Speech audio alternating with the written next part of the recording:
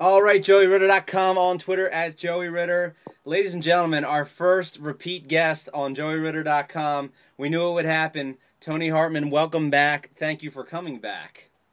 Thank you for having me back. I just rewatched our first interview the other day to kind of get a refresher and make sure we don't talk about the same stuff. But it was so good, honestly. I'm cool with talking about the same stuff again. I know. Well, I kind of do. This is going to be kind of different because usually I have like 15, 20 questions prepared. And I mean, do you see any questions written down on this piece of paper right here? I didn't see. I saw a couple statements, but no questions. Okay. No, yeah, I saw nothing. So this is going to be different, man. We're just going to kind of go off the cuff. But Cool. what you were saying before about our previous interview, I have no shame. Like, I listen to my own interviews all the time, and you know, you got to learn, you got to get better. But when I listen to ours, I mean, it makes me laugh the hardest out of any one that we've done. That's awesome. And it, of course, because we were talking about AOL Instant Messenger.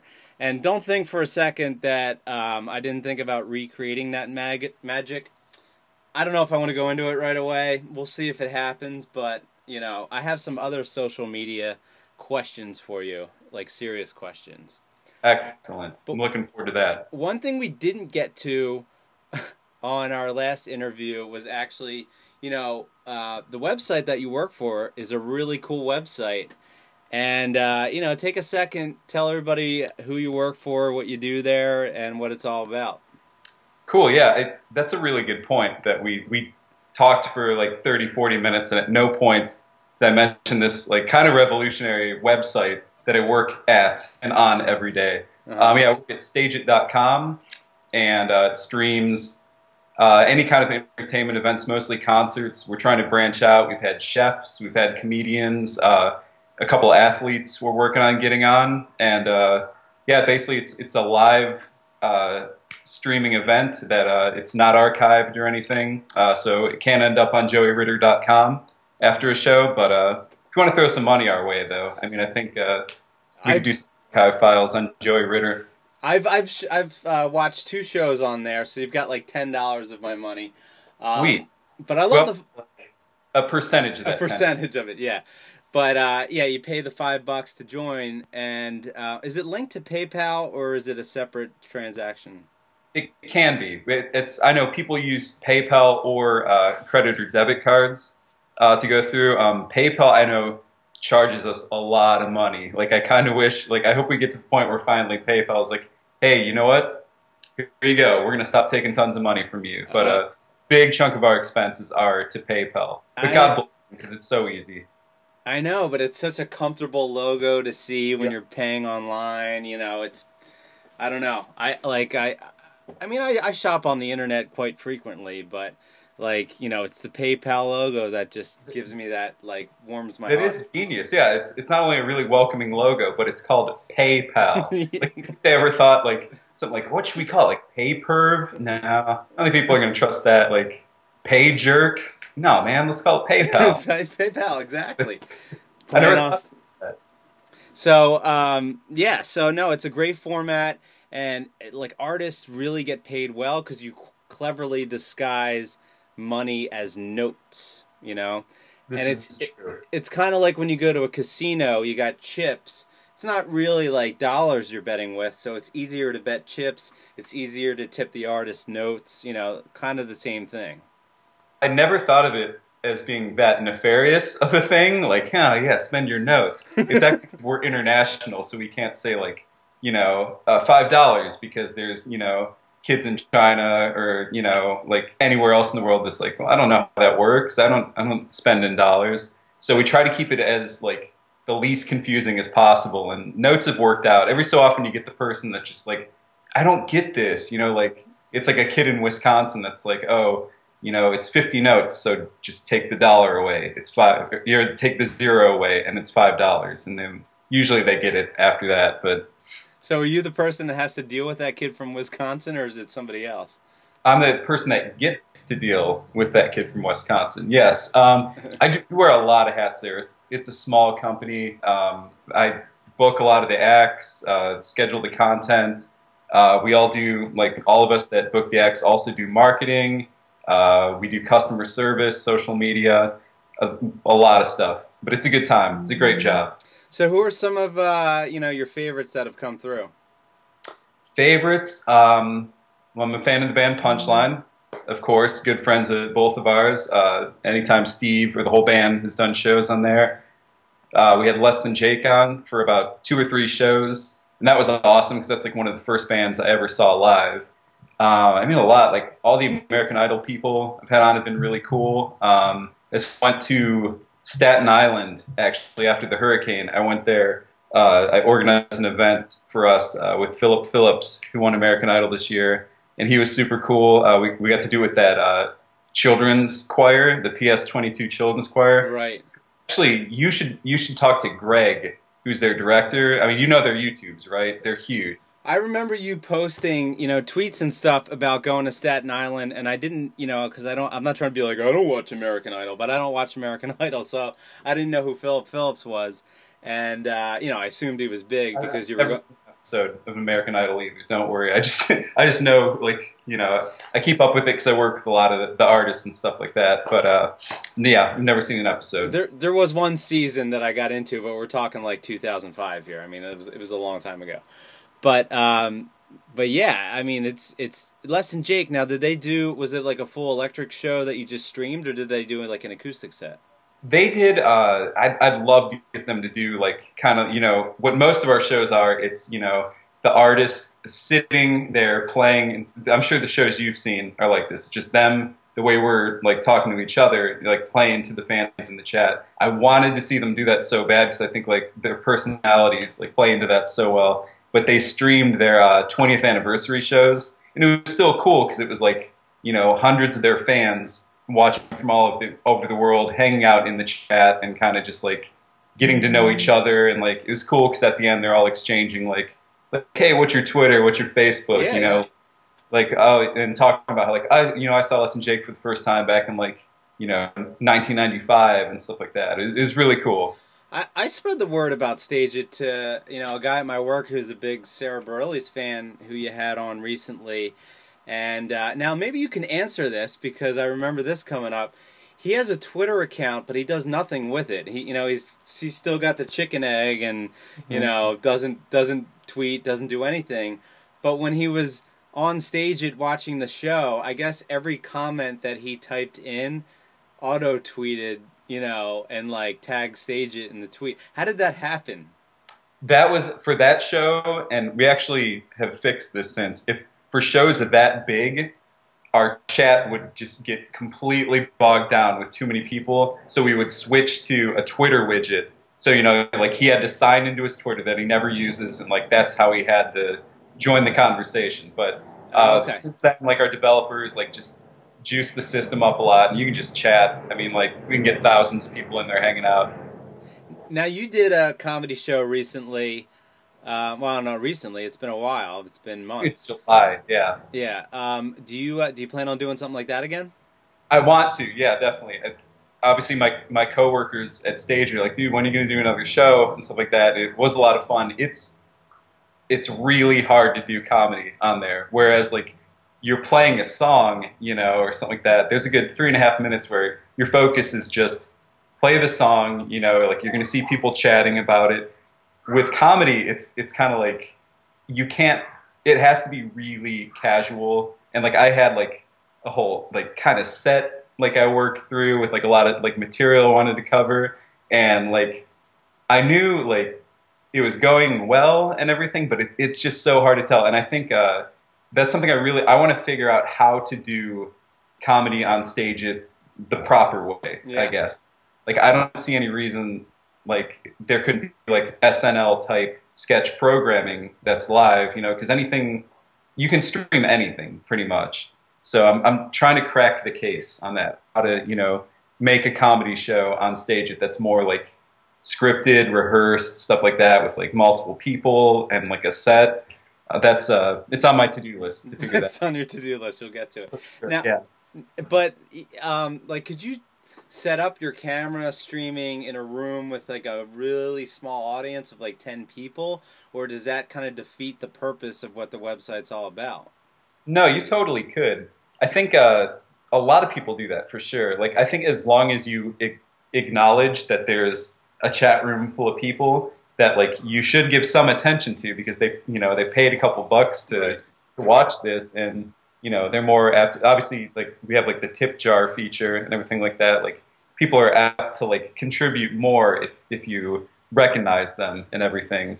So I think ideally it's best if it's a mix of both. Like if you have people in the room with you, that's cool, but give attention to the people, in Australia that are watching as well. Yeah, I got to tell you, man, I got to become a shareholder or something because you got some pretty sick artists there that I'd love to have on my show. So I need to get on stage's good side.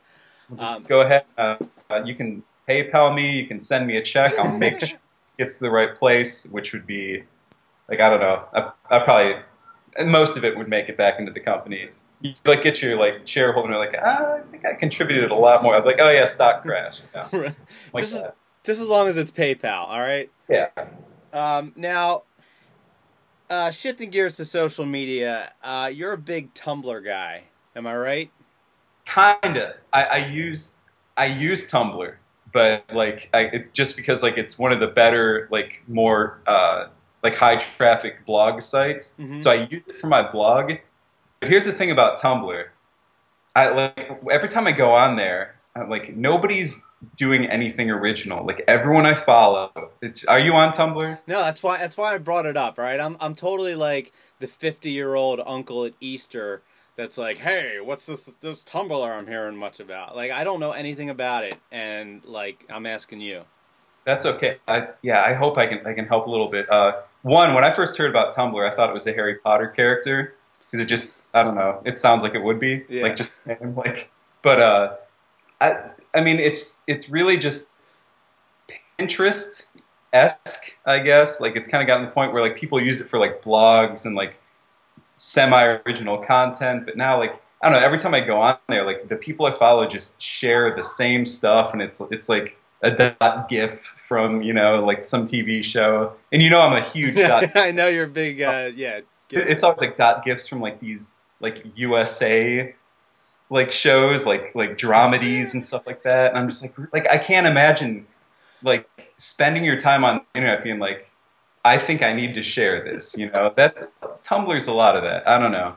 My wife's really starting to get into some bad like USA dramedies, like whatever the shows are with like the hot chick as the lead, like the lawyer that just kicks ass, or like there's some show on the CW now. I think it's Beauty and the Beast, where there's like two hot chicks that are detectives. I don't know. She's all about these shows, and I just Beauty and the Beast. That sounds like the least like Beauty and the Beast of anything I've ever heard. Unless it's another show that she DVRs that's like the real Beauty and the Beast. I try to pay attention to it as least as possible. So you're saying like it's like Little Mermaid, but it's dinosaurs. But yeah, and there's a baby that hits the dad with a frying pan. Right. But it's pretty much just like Little Mermaid. Actually, now the memories are coming back. I remember your Stageit show. You brought up dinosaurs, and I just kept typing as many dinosaur quotes to you as I could possibly think of. Which would be three. Like I think I said 3 things on that show. Not the mama.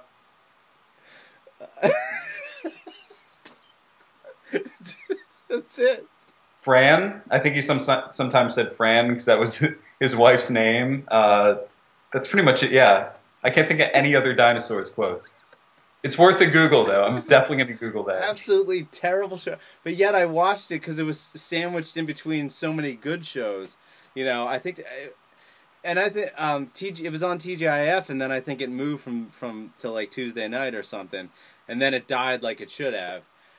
But, yeah, no, so, yeah, Tumblr would, if I'm trying to put all my eggs in the Twitter basket, all right? Like, yeah. I recognize that Facebook is still king, and when I look at my blog stats, all the traffic's coming from Facebook. Like anytime something's posted on Facebook or somebody that I'm interviewing posted on their Facebook, like that's where I get the biggest bumps. Twitter a little bit, but I feel like each week as I get a couple more followers that are relevant to the people that I'm interviewing, I'm hoping that they cross over to other interviews. I don't know, but I want to put all my focus on Twitter, but I'm asking you, like, would Tumblr benefit this blog in any way? I think it would. I think because it works on the same like the hashtag system. Uh-huh. So like when you have someone like Mike Herrera on, you can put like hashtag MXPX, and anyone who searches them is more likely to check it out and share it or like it, anything like that. But I think Twitter, like definitely for me too, like anything I work on or like any like stupid thoughts like I have, it's always going to go to Twitter and not Facebook, like not Tumblr, because it's not always about, and I think you'll agree with this, it's not always about reaching the most people like you will with Facebook, it's reaching the right people. Right. And I say, I'm going to sound like an NBA star right here, I love my Twitter fam. Yeah. No, but I've actually met some legitimately cool people on Twitter, like Yeah. from doing this blog. Like, you know what I mean? Like, and Facebook is the same, 300 or 400 people. You got 50% high school friends, 25% family, the other 25%, work people. Like, it's just the same immediate people that you know. And yeah, I could maybe start a fan page, and I don't know. I only have so much time to dedicate to growing social media, and I just choose to put it all on Twitter, I think. Exactly. Yeah, that's how I look at it. It's like I'm just gonna throw this stuff out there, like be it like content I make or just like stuff I think that like, hey, that'd be funny to say. I'm gonna throw it out there. If anything happens, cool. If not, at least I can go back and say, hey, I remember when I thought that. See, You know? exactly. Now, I've had actually another thing I got to get to, and I don't want to change the subject because there's still more to talk about. But yeah, your boys Eric and Dave. That's the teaser for now. We got to talk about them in a bit. But as far as Twitter goes, we've had this conversation. I don't think that you tweet enough. Now, I think I know the reason is because you would rather go for quality over quantity. Absolutely, yeah. And there's certainly people who tweet way too much. And, I don't know. I think I'm going to start cracking the whip a little bit because I really want to use it to socialize and stuff. And there's too many people who clog up my feed that probably keep me from seeing good tweets. It's very, very possible, for sure. That's why I've never done the, like, follow to get followers thing, because I know in the end of the day, it's just not going to be worth it. Like... Yeah, I mean, I totally admit that I do that. If I'm interviewing somebody, like MXPX or something, I'll look on that app TweetDeck and I can see the people who are tweeting to the person that I'm interviewing. Oh, okay. So if I rope them in and get them to follow me, chances are when I post the interview, they'll be more likely to check it out. True, yes. I mean, and that's my strategy. And then, I peel off people that don't follow me back. Like, I kind of keep it, as tight-knit as I can. But I don't know, like I don't care about how many Facebook friends I have. I don't care about how many Instagram followers I have. But yet Twitter followers gratify me. I don't understand why that is.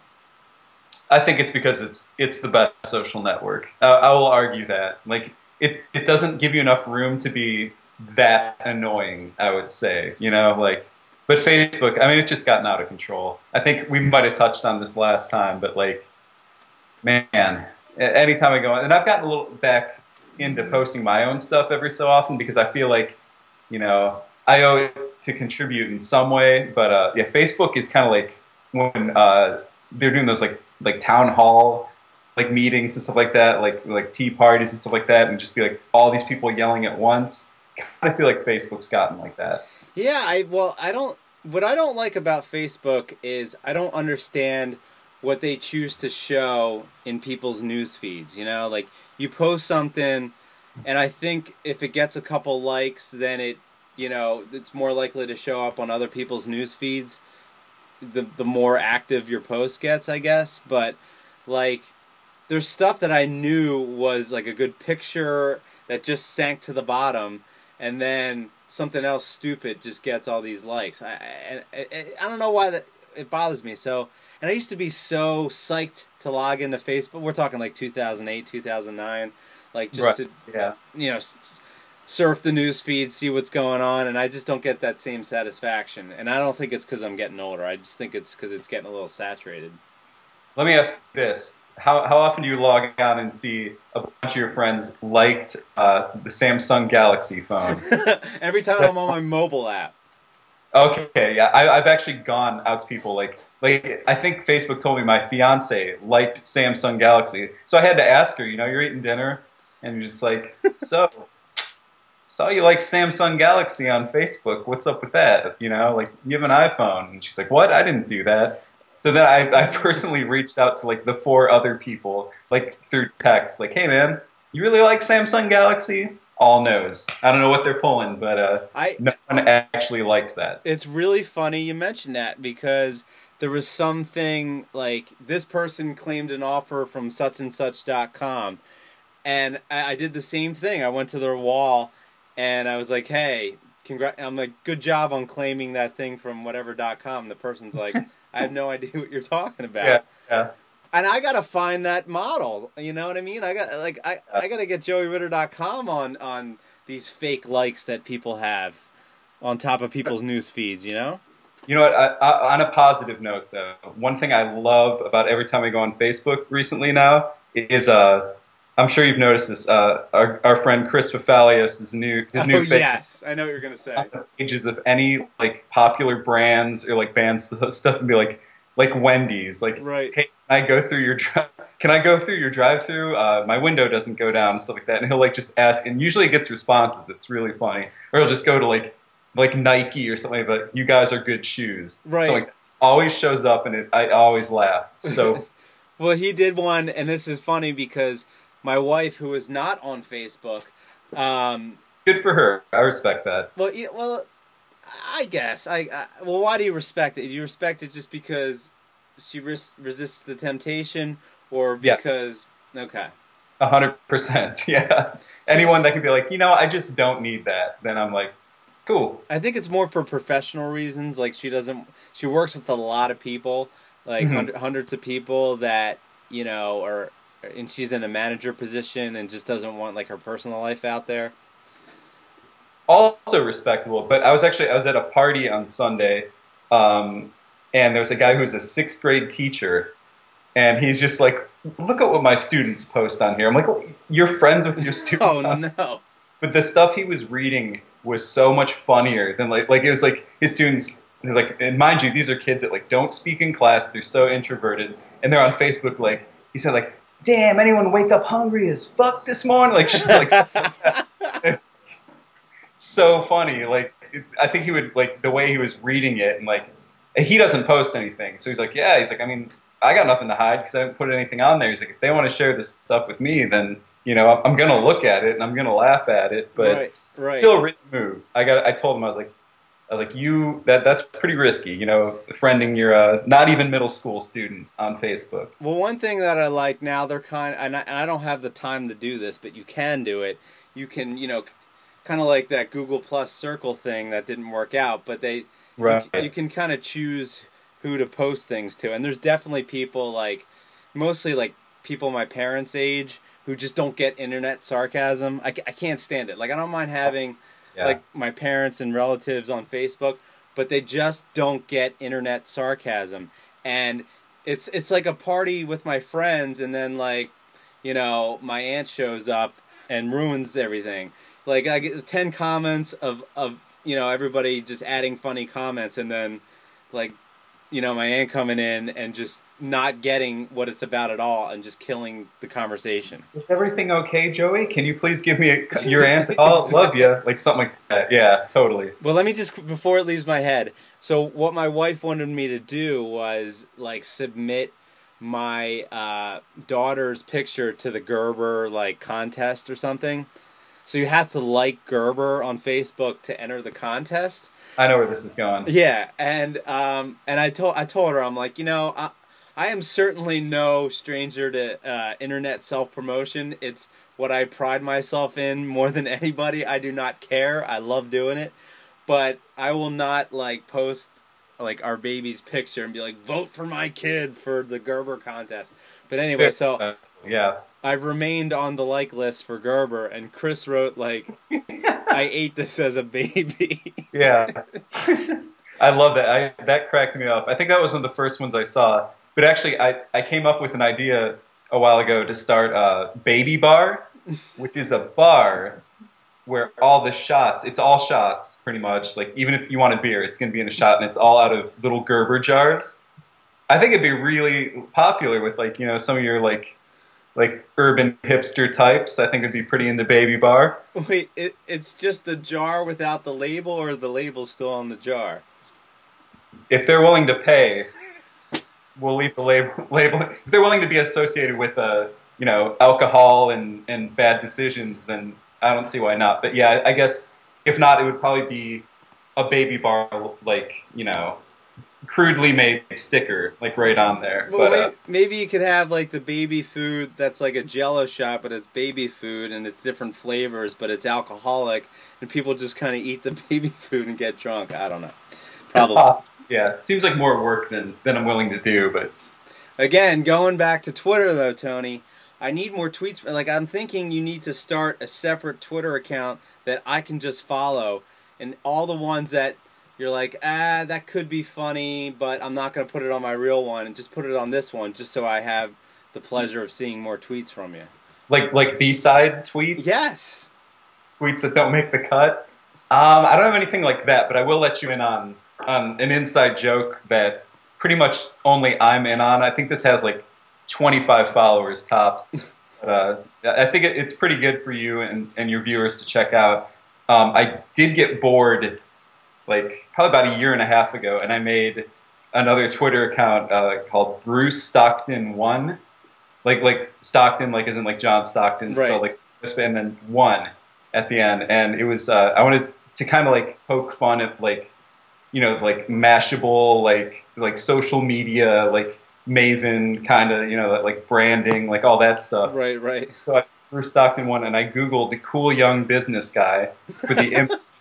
And that's the picture that I used, and he's a social media like marketing guy that's from Northeast Ohio, and he'll give advice about social media, but then he always references, and this is where it's some adult content on this.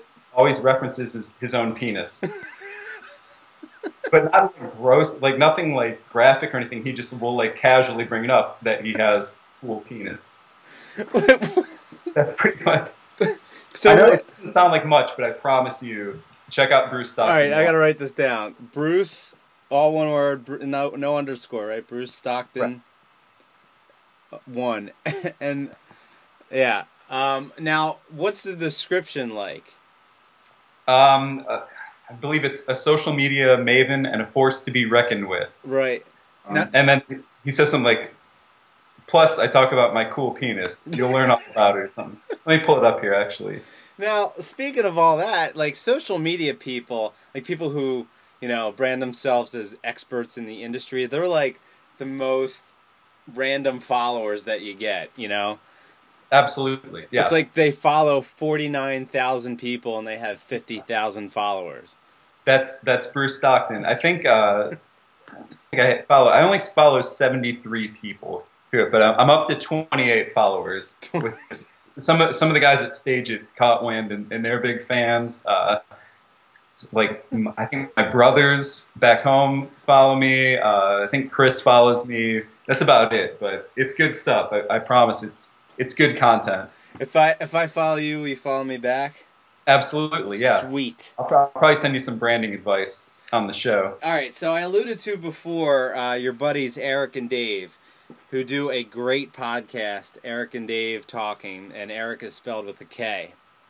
It is, so yes. A great example of a great dude I met on Twitter through the interview that you and I did, right? Right.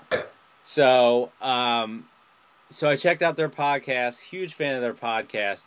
I don't know if you listen, but... Not enough. I've heard a few, and I did a radio interview with Eric and Dave one time on a show at Kent State on their radio station, and it was super fun. Like I remember, like everyone, like it was just a very well-rounded conversation, like the three of us and like the host and stuff like that, and like no one like really like stepping on each other, trying to talk more or anything like that. It was just mostly Cribley. I don't know him as Eric. I always call him Cribley. Yeah.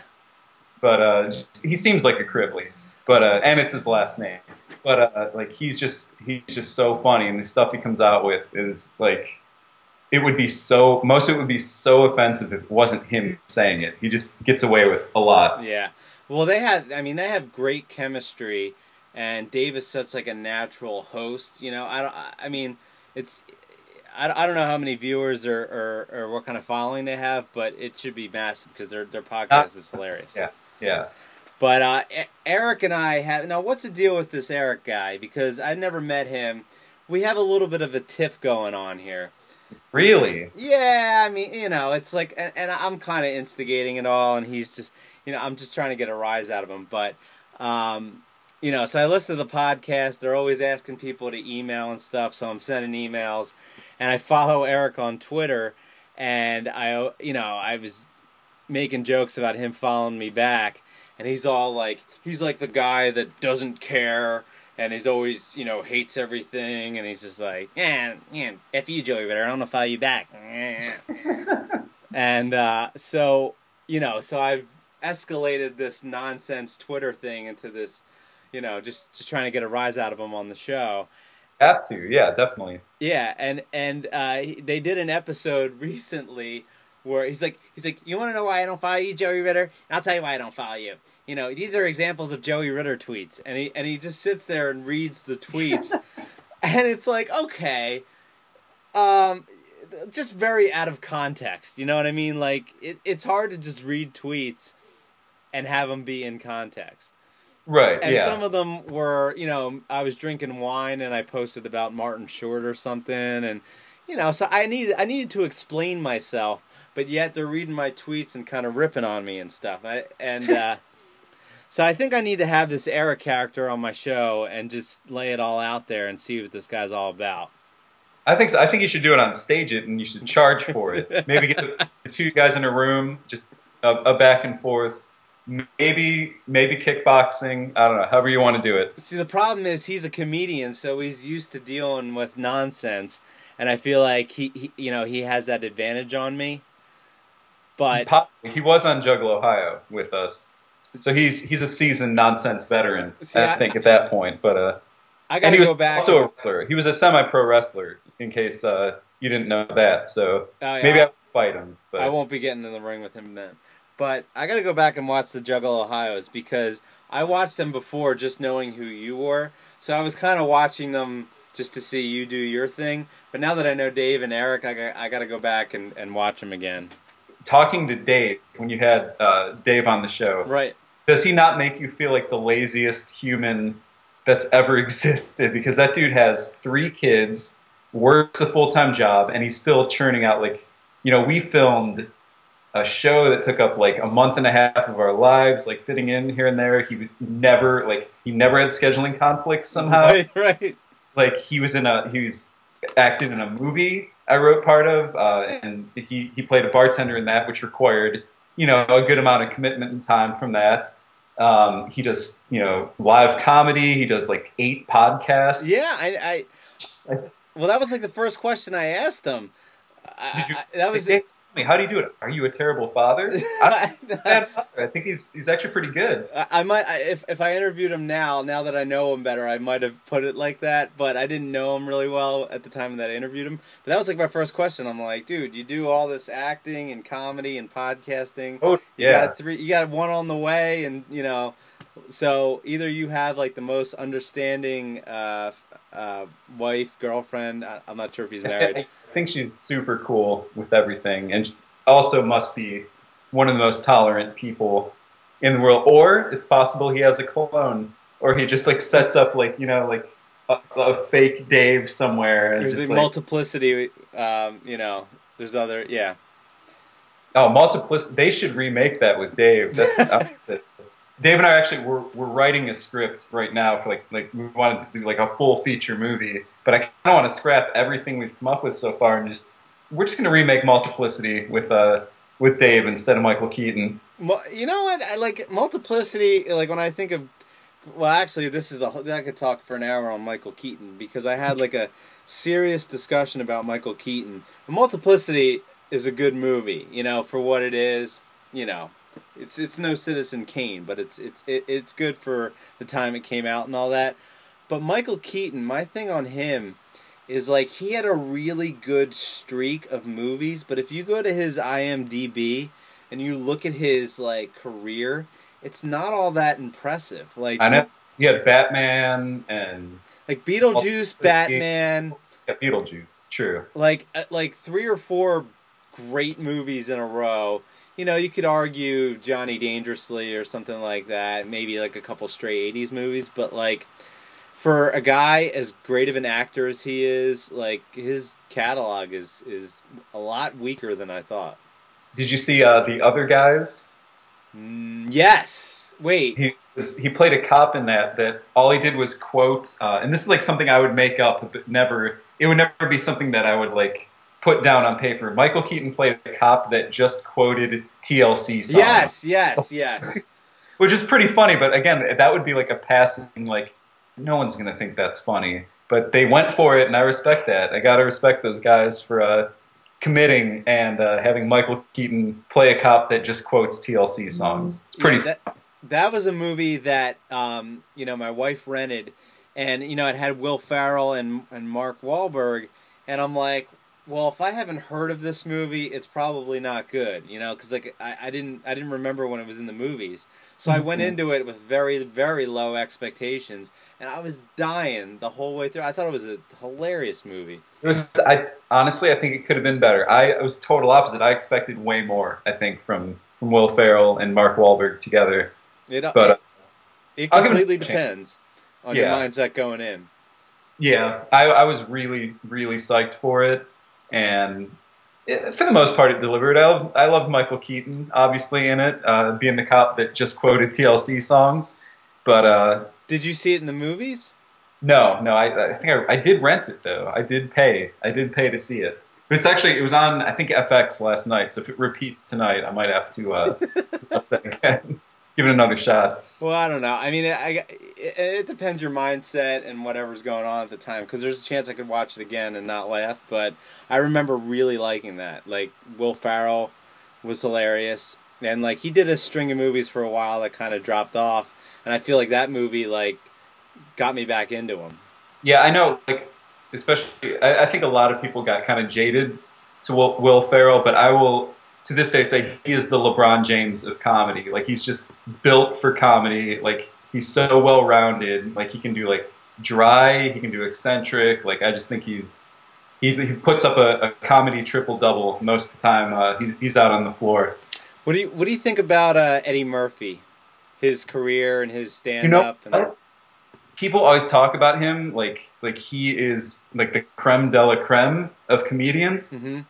And, like, I've heard some of his stand-up, like, the old stuff's funny, but his movies, man, some of those are just, like, have you seen Bowfinger? Like, now, hold on. If we're talking, like, I don't know, because I've seen all of the Eddie Murphy 80s movies, so he's a guy, when you go to his IMDb, it's, like, the first half of his career, I'm like, gold, and then, it drops off after, like, 93, when he starts doing, like, Dr. Dolittle and the Clumps and whatever the movie is that you just mentioned.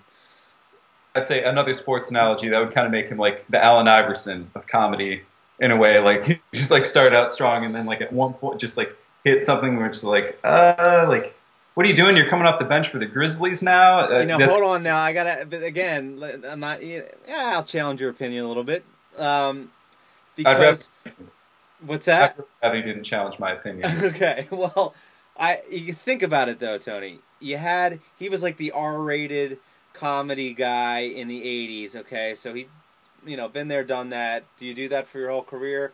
He decided to go into, like, goofy comedies, but then he went into, like, the Shrek and the children's movies. It's legit. I respect him for that. Now, and I, we probably don't go to the movies or rent movies to see, like, the children's movies that he was doing, but he found a whole new audience. True. You know, so he was, like, just as far as his body of work and the subject that he's covered and stuff, and you got to watch his very first stand-up, Delirious, where he's in, like, the red leather, and he comes out. I've heard things. Definitely heard. Thanks. It is, you know, and you're a big stand-up comedy guy. I mean, it's especially for the time it came out, the stuff he was saying, it was just spot on. I mean, it's one of the best comedy specials I've ever seen, and it holds up in 2012. What's that? Do you think it's on YouTube? I bet it is at this point. Maybe. I'll tube it.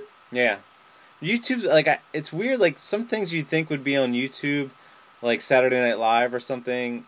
Like you can't. Yeah, they find that stuff, and yeah, they, for the most part. I was looking for Who's More Grizzled the other day. I don't know if you remember. That's one of my favorite SNL skits of all time, where it's Norm Macdonald, and I don't even remember the other people, but it's them as like old, like, you know, like old country guys, and it's a game show where they try to figure out who's the most grizzled, and it's stuff like, you know, like, where do you bank or something, and like Norm Macdonald's like, I don't believe in banks, keep my money in a coffee can, and everyone's like, you know, like 10 out of 10, like that's so grizzled, but that I couldn't find it. It's one of my favorite sketches ever, though. It's weird because I have Comcast cable, and there's like an option of all the seasons of Saturday Night Live, every episode, every single episode, and like when you go to click on it, it's like, okay, you need to subscribe to this package, and there's one Tom Hanks episode from like '84, like really early Tom Hanks episode, where he's just, I don't remember it. That's why I wanted to see it so bad, because I wanted it to jog my memory. I think it's like Entertainment Tonight. All I want to do is just Google that skit and just see it. But I was really close to spending the money, the subscription package, just to see that one skit, because I can't find it anywhere. That'd be one of those things that probably comes back where you're like, oh, I shouldn't have. Why did I pay money? Yeah. As soon as I watch it. That's why cable isn't like on an iTunes system where it'd be like, oh man, like, you know, I want to watch this Houston Rockets game from like, you know, 1999, and like $5, and then later you're like, oh man, why did I pay for that? But I would do it. I would probably spend more doing that than paying for cable. Do you keep up with, you know, you actually able to watch live games and stuff from Los Angeles? You know, Cleveland games? No, actually not yet. We just got cable here, and I know there's an NBA package, and I'm flirting with the idea of getting the Cavaliers the kind of network on there. I'm waiting for Kyrie Irving to come back, but every time I get the text updates, I don't know if you have this for the Flyers or anything, where it like texts you like after every period, like in case you're not watching the game. And I'm just grown so accustomed to looking at my phone every time there's a Cavs game and being like, great, they blew a 17-point lead. Like, really? Am I going to pay for this? Like, escape that Cleveland fan mentality, like wherever I am, like around the world, because it's just like, I want to support my hometown team, but you guys make it so hard. Like the Browns, you know, the Cavs a little more lenient with because I love basketball, and like I understand they're rebuilding, but it's kind of like the third year of rebuilding, and you know, I don't think it's out of line for me to say I'm kind of sick of waiting for. We were so spoiled. I mean, we were so spoiled when we had LeBron, and you know, like they never won a championship, but like I would go to games. I go to 4 games a year, and you know, by like the fourth quarter, it'd be like a 20-point blowout, and it'd just be like, oh yeah, you know, just another day at Quicken Loans Arena watching the Cavs just like roll over everyone, except of course. Has any Cleveland team won a championship? The Browns did before the Super Bowl, before it was the actual Super Bowl, and I believe the Indians did. Man, I'm not the biggest baseball follower, but I think the Indians did in like the late 40s or something like that. So it's been pretty dismal since then. Oh my God, yeah.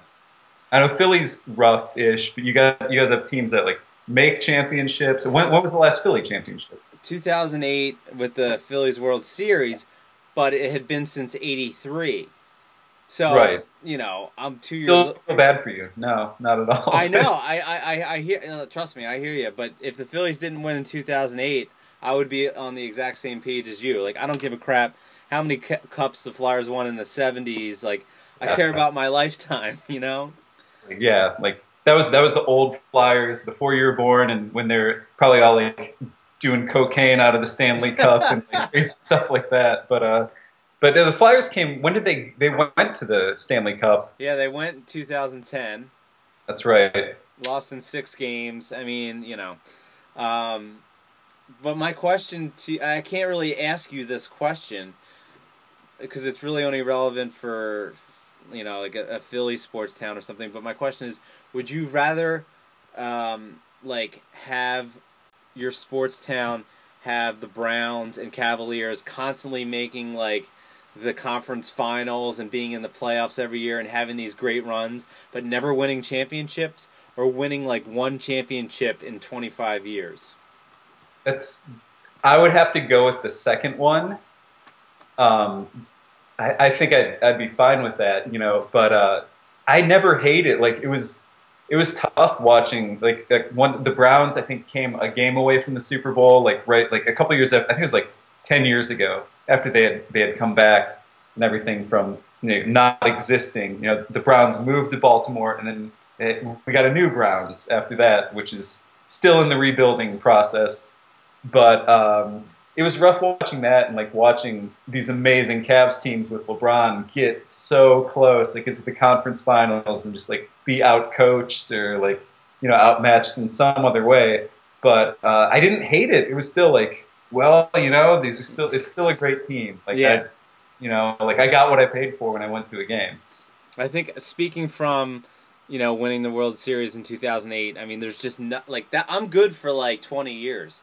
Like, Yeah. If no Philly team, I can mentally put myself back in that moment. I was at like a bar with a ton of people, and Brad Lidge threw the last strike, and the place erupted. I'd never, like, people were throwing beer around. I'd never seen a public display like that. It was just unbelievable. And I was with, like, my 2 cousins were jumping around in unison, and like this guy like piles on. It was just chaos. It was awesome. That's good. I will never know that feeling, I don't think. But well, I mean, actually, no. 2007. Watch the Cavs came back against the Pistons. I think it was went to 7 games, and that's when they won the Eastern Conference and went to the finals. That night was unreal for me. Like, that was the closest to that feeling. Yeah. I think. But yeah, it was super cool. And then they got swept by the Spurs. But even then, it was just like, I'm okay with it because I got to see my team, at least make it that far. But just going to the championship is an unbelievable feeling, because I remember when the Flyers did it in 2010, they hadn't done it since '97. Okay, and I'm like a sophomore in high school. It's a long time ago. So, like, there was a single tear coming out of my eye after they clinched and won, and my wife's like, "Are you crying?" I'm like, I'm like, "You don't understand. It's been like 13 years. I've watched all, 82 game seasons. I've been all in. I've watched all the playoff games, and like, I don't care. It's like an emotional thing to have my team get to the championship." Yeah, the closest for me, and this will make me sound like, I think, a rational sports fan, but a horrible Cleveland sports fan. I'm okay with this. Last year, actually, when the Miami Heat won the championship, like, I was legitimately so happy for LeBron James, just because he's more local to me. Like, he went to a high school in Akron, which was, we were the same age, and like, I kind of feel like I watched him come up since, like, a friend of mine from high school played with him. He went to St. Vincent, St. Mary's to play, like, on that team with LeBron and everything. So it was like watching the local kid, like, yeah. So it was still like, like, the people can bitch about him leaving all they want, but it's still like, Akron's a horrible, horrible city, like, crime-wise and everything, and it's so cool to see, like, someone that got past all that and just, like, so remarkably talented. And so that was the closest I've come. The closest I've come to Cleveland sports happiness is the most hated figure in Cleveland sports succeeding, I would say. It's kind of messed up how that works. But. No, I hear you. There was a guy named Rod Brindamore who played for the Flyers all through the 90s, and then he got traded to Carolina, won a Stanley Cup. Same thing you're talking about. Like, I just was so happy for him. But this past Stanley Cup, Los Angeles Kings won, all right? And the Flyers completely blew up their team in the offseason. They traded Mike Richards, to Los Angeles, and Simon Gagne, another guy who his whole career was with the Flyers. Right. And then he yeah. ended up on the Kings. And then this guy Justin Williams, he wasn't with the Flyers for a while, but it was another big Flyer. And then they ended up getting this guy Jeff Carter at the trade deadline. Columbus Blue Jackets. I don't know how close Columbus is to Cleveland, but Yeah, about 2 hours. I went to a Blue Jackets Red Wings game. It's the only NHL game I've been to, but it's a good time. The same day they blew up the team and traded Mike Richards and Jeff Carter. Those were their two biggest, stars. They were supposed to be the two guys taking them to the promised land. They had these giant, 15-year, multi-million-dollar contracts, and they blew up the team, traded them, and they ended up, winning the Stanley Cup the year after they traded them. Yep. And I was not happy for them. I was watching them raise the Stanley Cup when But they I got was traded. That's it wasn't like they dissed him in free agency or anything like that. It was a trade, so you can't fault him too much there. Oh, I know. I was definitely Johnny Bitter, definitely juvenile, acting like a kid. But I don't know, just the way we just felt silly. I just felt like the Flyers looked like a dumb organization for getting rid of those guys, and they win a Stanley Cup. Can't fault the Kings for it though. No, I mean it's great for the Kings because they're not like a team. There's no way you can ever hate the Los Angeles Kings. Yeah, I mean, I saw a lot of very drunk, happy people on the subway the night they won the Stanley Cup. It was cool. I've just gotten to a city that won a championship, but of course all those people are just probably thinking about the Lakers the whole time the Kings are winning. But Right. Got a Stanley Cup with the Lakers, man. That's all there's out here. I hear you. Well, hey, man, I think we've been talking for quite a while here, Tony. Might have to split this episode up in two. I don't know. We'll see. Or maybe I'll just throw the whole hour and a half. How long has it been? I don't even know when we hit record here. I mean, it's been a pretty solid, more than an hour for sure. Yeah. I think I saw the time, but then now I don't see it. But you could always do the sports segment. I think is one of the strongest parts. You could do a whole separate sports show and just have people on to talk about sports.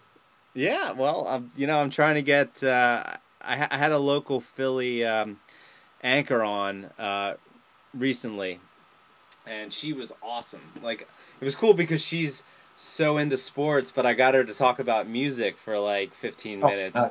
and she was really well versed in music, which was cool. So, yeah, all about the sports, the music. We do it all here on JoeyRitter.com. Now, Tony. Stage It, we talked about. Follow you at, what's your Twitter handle? Tony_Hartman with an @ symbol in front of it, of course. I like the one tweet you had where you're like, I'm at something, and you're like, but don't read the first at, it's redundant. Oh, yeah. Super redundant if you read it out loud. Right. All right, well, and of course, check out Bruce Stockton 1. Which I will do following this interview.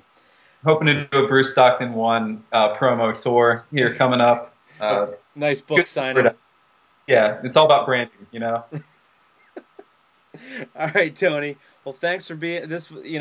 Second time on the show. Certainly will not be your last time. I'm honored to be the second guest. All right. Have a good night there on the West Coast. See ya.